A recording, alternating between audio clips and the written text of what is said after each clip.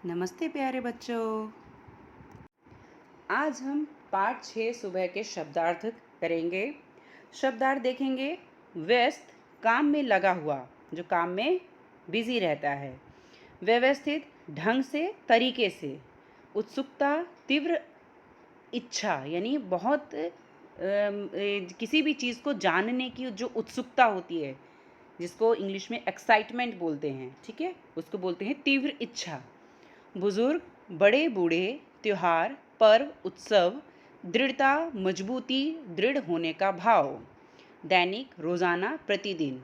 बेजान, बिना जान के, निर्जीव, जिनमें हरकत ना हो। बाधा, रुकावट, जिंदा दिली, खुश मिजाजी, विनोद प्रियता। मुहावरे, आंखों का तारा होना, बहुत प्रिय होना, हाथ बटाना, काम में मदद करना, पीठ थपथपाना, शाबाशी देना। तो बच्चों, आप लोग शब्दार्थ और मुहावरे अपनी हिंदी की नोटबुक में अच्छी हैंडराइटिंग में करेंगे, ठीक है। अगला प्रश्न देखेंगे, अभ्यास।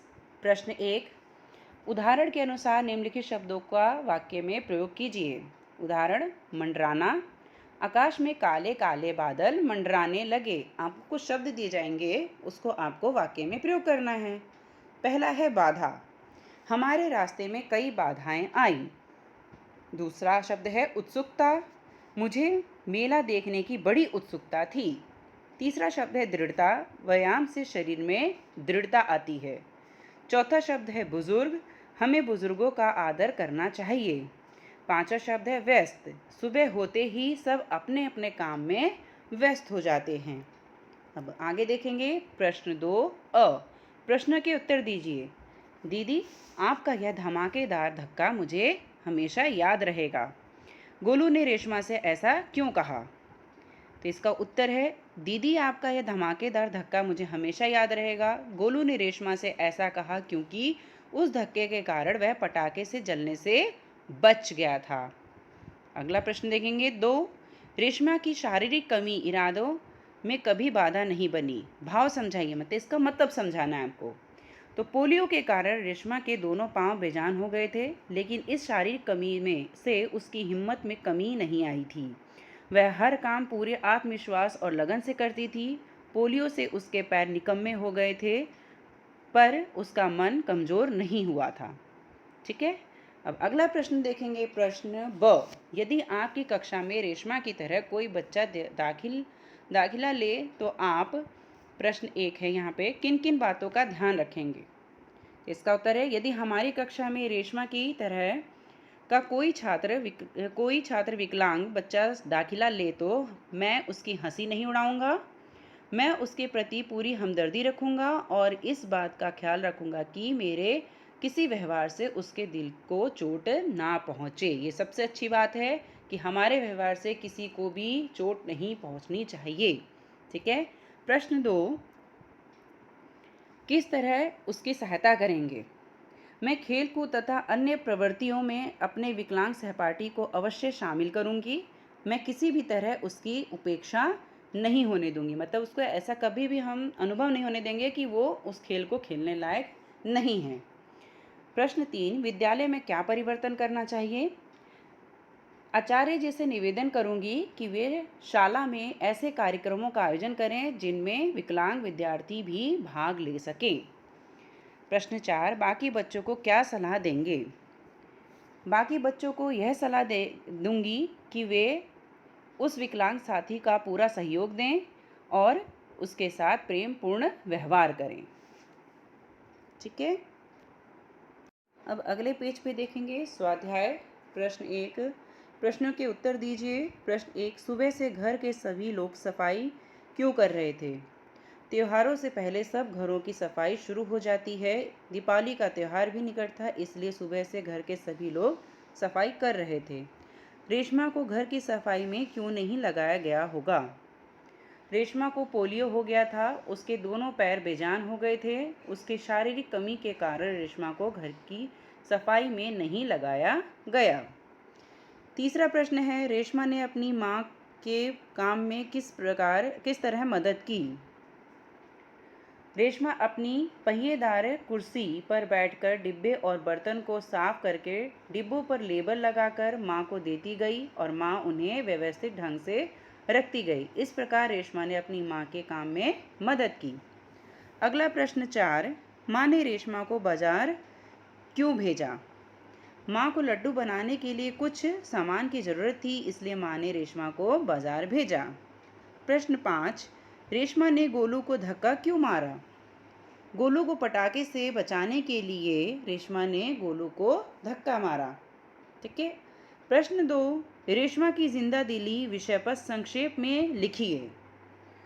इसका उत्तर है, रेशमा के शारीरिक कमी का उसके मन पर कोई असर नहीं हुआ। वह अपना काम स्वयं करती है। वह अपने काम के लिए किसी पर निर्भर नहीं रहती। वह घर के कामों में भी माँ का हाथ बटाती है। सचमुच रेशमा एक जिंदा दिल लड़की है। अगला प्रश्न है, नीचे दिए गए शब्दों को चित्र के शब्द के क्रमानुसार लिखिए। मतलब इन शब्दों को आपको क्रम के अनुसार लिखना है। तो आपको कुछ शब्द है, मेहनत, भूकंप, सुंदर, मरीज, श्रेष्ठ, निर्दोष, तूफान, अंगूर, आकाश। तो इसके क्रम के अनुसार लगाएंगे। सबसे पहले अंगूर, आकाश, तूफान, निर्दोष, भूकंप, मरीज, मेहनत, श्रेष्ठ, सुंदर। ठीक है। अब हम अगले पेज की ओर बढ़ते हैं। यहाँ पे बच्चों आपको एक चित्र दिया हुआ है। इसके बारे में यहाँ पे वर्णन किया गया है। चित्र के बारे में विशेषता बताते हुए जो काले काले मोटे अक्षरों में लिखा हुआ है या इस चित्र का वर्णन में वो आपके विशेषण हैं। तो आपको यहाँ पे विशेषण के बारे में समझाया गया है। तो चलो इसको पढ़ते हैं। यह एक सुंदर चित्र है। अब यहाँ पर चित्र तो है, लेकिन कैसा है चित्र? सुंदर। चित्र की विशेषता क्या हुई कि चित्र सुंदर है, तो ये विशेषण हुआ। सुंदर शब्द विशेषण हुआ। आसमान में काले काले बादल छाए हैं। आसमान में बादल तो छाए हैं, लेकिन कैसे? काले काले। तो ये बादल की विशेषता हुई और काले काले शब्द विशेषण हुआ। कुछ छोटे बड़े पेड़ हैं। यहाँ पर पेड़ हैं, लेकिन कैसे हैं? छोटे बड़े। कुछ छोटे बड़े। ठीक है। तो ये पेड़ की विशेषता हुई और कुछ छोटे बड़े विशेषण हुआ। आगे देखेंगे, ऊंचे पेड़ पर सुंदर फल लगे हैं। ऊंचे और सुंदर ये विशेषण शब्द है पेड़ और फल की। ठीक है। नदी में बहुत सा पानी है। पानी है, लेकिन कितना है? बहुत सा। तो ये विशेषता हुई पानी की और विशेषण हुआ बहुत सा। पानी में रंग बिरंगी मछलियां हैं। पानी में मछलियां तो हैं, लेकिन कैसी हैं? रंग बिरंगी। तो ये मछलियों की विशेषता हुई और रंग बिरंगी विशेषण शब्द कहलाएगा। नदी के पानी में कमल के 3 सुंदर फूल हैं। यहाँ पर 3 सुंदर विशेषण शब्द हैं। किसके? कमल के। ठीक है। 2 नौका में से एक नौका किनारे पर पड़ी है। यहाँ पर एक जो दिया है, एक नौका के बारे में बताया गया है, वो है विशेषण शब्द एक। सफ़ेद बकरी हरी घास खा रही है। यहाँ पे हरी है आपका घास का की विशेषता बता रहा है, इसलिए वो हरी शब्द विशेषण हुआ। ग्वाला के हाथ में लंबी लाठी है। ग्वाला के हाथ में लाठी तो है, लेकिन कैसी है? लंबी। तो लाठी शब्द का विशेषता बताते हुए लंबी जो शब्द है वो विशेषण हुआ। ठीक है। अब देखो उदाहरण, ग्वाले के हाथ में लाठी है। ये एक सिंपल सा वर्ड हुआ, उसके हाथ में लाठी है। ठीक है। लेकिन अगर हम इसको लाठी की विशेषता के साथ बताएंगे, ग्वाले के हाथ में लंबी लाठी है। लाठी तो है, लेकिन कैसी? लंबी। लाठी की विशेषता बताई जा रही है यहाँ पे, यानी लाठी के बारे में बताया जा रहा है कि वो कैसी है। तो लंबी जो वर्ड शब्द है वो विशेषण हो गया। यहाँ लंबी शब्द लाठी की विशेषता गुण सूचित करता है। उसी प्रकार काले काले, छोटे छोटे, ऊंचे, सुंदर, बहुत सा, रंग बिरंगी, 3 आदि शब्द किसी न किसी संज्ञा शब्द की विशेषता सूचित करते हैं। इसलिए संज्ञा शब्दों की विशेषता बताने वाले ये शब्द विशेषण कहलाते हैं। अब आपको समझ में आया कि जो शब्द संज्ञा शब्द की विशेषता को बताते हैं उसे विशेषण कहते हैं। यानी किसी के बारे में हम जब कुछ बताते हैं तो वो उसकी विशेषता हुई, लेकिन जो हम बता रहे हैं वो विशेषण कहलाता है। ठीक है। निम्नलिखित वाक्यों में से विशेषण छांटिए। विशेषण मतलब जो संज्ञा की विशेषता बताते हैं उनको विशेषण कहते हैं। ठीक है, पहला है रेशमा हिम्मती लड़की है। रेशमा लड़की तो है लेकिन कैसी लड़की है? हिम्मती। तो ये रेशमा का की विशेषता बताई जा रही है, तो हिम्मती शब्द आपका विशेषण हुआ। दूसरा, छोटा बच्चा फिसल गया। बच्चा तो था लेकिन कैसा बच्चा था? छोटा। तो ये बच्चे की विशेषता है कि वो बच्चा छोटा था, तो छोटा विशेषण हुआ। प्रश्न अगला देखेंगे, तीसरा, कक्षा में 10 लड़कियां बैठी हैं। अब लड़कियां तो बैठी हैं लेकिन कितनी? 10। ये लड़कियों की विशेषता है, तो ये 10 विशेषण हुआ। ठीक है, चौथा देखेंगे, उसकी हर सुबह नई सुबह होती है। अब सुबह तो होती है लेकिन कैसी होती है?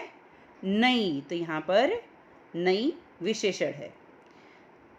अगला पांचवा देखेंगे, कुत्ता वफादार प्राणी है। अब कुत्ता प्राणी तो है लेकिन कैसा प्राणी है? वफादार। तो ये यहाँ पे कुत्ता की विशेषता है, तो वफादार शब्द विशेषण हुआ। ठीक है, अगले वीडियो में मैं आपको इसका PDF भेजूंगी। तब तक के लिए धन्यवाद।